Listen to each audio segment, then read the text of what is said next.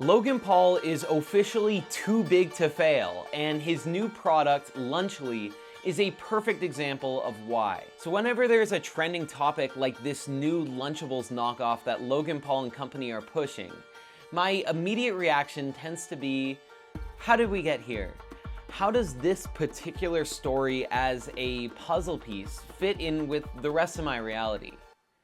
But before we get there, we need to talk about what is happening right now. Because if somehow you haven't seen it yet, Logan Paul, KSI, and MrBeast launched their new company, Lunchly. And this product was launched as an explicit competitor to Lunchables, which is a yummy but also unhealthy snack for kids to take as a school lunch. And that is kind of the big problem that has riled up the whole internet against this product. It is marketed directly to Logan Paul, KSI, and MrBeast's biggest and most vulnerable demographics: children. Which, as a quick little side note, children, for better or for worse, have really become the ultimate trump card in the last few years. Conservatives have found traction using the idea of impressionable kids being influenced as an argument for why society's acceptance of transgender people is wrong. Kids were also the final blow in the Drake versus Kendrick Lamar feud when Kendrick called Drake a pedophile in Not Like Us. You can do whatever you want to an adult, but children really represent this impressionable, faultless being, and messing with them has really become the internet's new biggest sin. Anyways, it's not just that they marketed to kids though, because it is that the product that they have been marketing has been pretty much universally received as terrible. And one of the biggest reactions to this was from Dan TDM, an OG Minecraft YouTuber, who tweeted, "What happened to YouTubers, man? I cannot say anything anymore. This is selling stuff for the sake of making money. Simple. How does this benefit their fans? This is selling crap to kids who don't know better than to trust the people who are selling it to them. Do better." To which Logan responded with, "I'll tell you what happened to YouTubers. We spent our lives creating content and building our brand. Now we want to build businesses." Side note, why? I'm sorry, but that just doesn't seem like the natural next step necessarily for an artist to be a business CEO. But whatever. You don't have to say anything when Lunchables faces bans for allegedly containing lead, but when we create a better version, you're upset? Then don't eat it. Mic drop, Logan. Mic drop.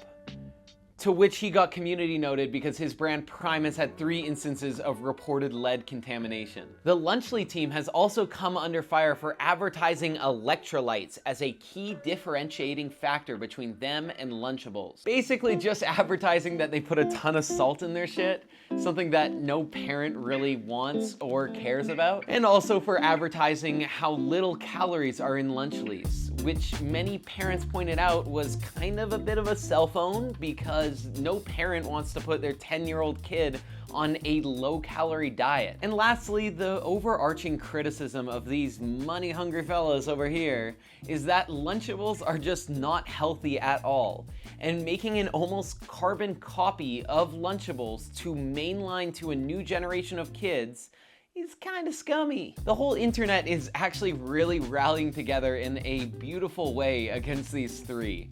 Well, mostly these 2. I honestly feel bad for KSI at this point because he actually has been controversy-free while Logan Paul and MrBeast have had scandal after scandal. But then I remember KSI is worth like $30 million and I don't really feel that bad anymore. But I think we can all see where the boys are coming from, at least from a true heartless business perspective. They correctly realized that all of their key demographics are children, and that Prime and Feastables cannot survive without the hype of MrBeast and Logan Paul constantly promoting it. So naturally, they want to get their products into the hands of the future generation in this new and innovative way, which is why I truly believe that this product will be a massive success despite all the backlash. But if you look past the cold-hearted business perspective, These three have, over their career, developed a level of trust and connection with their young fans and are now exploiting that trust for as much money as possible and at the direct expense of their fans' health. Unnecessarily too, because I wonder if they ate into their margins a little bit more, if they raised the cost slightly, maybe they could have actually developed a healthier product and encouraged their young fans to eat well instead. Oh well, darkest timeline. But wait, this video is about Logan Paul. No, not in the front. Logan Paul has survived, are you ready for this? Filming dead people in the suicide forest, tasering rats, leaving a pig to die, leaving his dog out with coyotes around, killing said coyotes that killed his dog. Not funny, but what the fuck? Scamming his fans with CryptoZoo, allegedly pushing his dog off the front of a boat, and marketing a caffeinated energy drink to children. And that's really just scratching the surface, because within each one of these stories are nuances that make Logan Paul look even worse. Like, why did he have to kill a random coyote when it was his fault for leaving his dog out in the first place? For the first 2 weeks, I wore camouflage and sat outside in a tree across from my driveway with a bow and arrow. Or the fact that he's now suing CoffeeZilla for exposing him for scamming people. He is a lopsided journalist with an agenda, and he's nothing more than the Keemstar of crypto and finance. Or him constantly ping-ponging between making content for kids and then making sexually suggestive content and adult humor.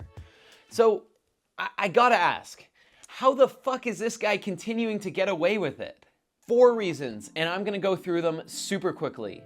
Number 1, his core fans are children. I've mentioned this already, but in the face of controversy, Logan Paul has had the benefit for his entire career of having a young audience.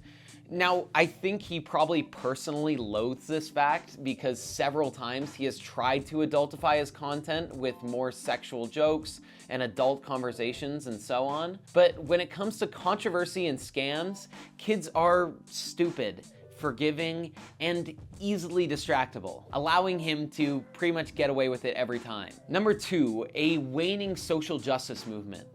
I'm sure you are all familiar with the concept of trends in society being akin to a pendulum swinging back and forth. You have a left-wing president in office for 8 years and people get sick of the status quo and we swing back to the right, and then to the left again after that, and so on. Well, I believe that we have been seeing an even larger swing back away from the social justice movement, the Me Too movement, and the politically correct movement we saw come to fame in the late 2010s. People are becoming more and more comfortable using politically incorrect language, edgy humor, and most importantly, less interested in canceling people. I also think that most people have caught on to the fact that cancel culture does not work whatsoever. I have a whole video on this. So people are growing increasingly weary of their own power to message brands and quote unquote cancel Logan Paul. Number 3, he is now more than just a person to Walmart, to WWE, to investors in Prime and Lunchly. He's now a business entity. Brands and big box stores, starting with people like Logan Paul and Mr. Beast, have taken the risk of investing in creators and YouTubers. And largely, it has massively paid off. And I hate to say it, but despite his fickle reputation, Logan Paul moves product and he gets eyes on whatever he's doing. Case in point with this whole Lunchly scandal. And with this amount of potential capital on the table, no business is going to cave to a bunch of adults when it's children who are buying their product. Number 4, he is charismatic. I don't need to go into too much detail here.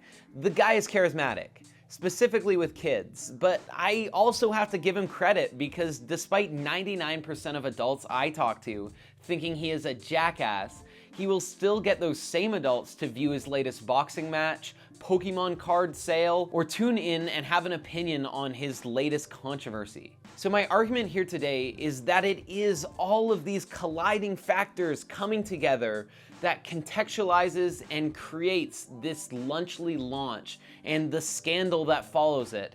And it makes it not really too much of a surprise at all. Anyways, my name is Jonah. Logan Paul still sucks. Subscribe to the channel. Thank you for watching.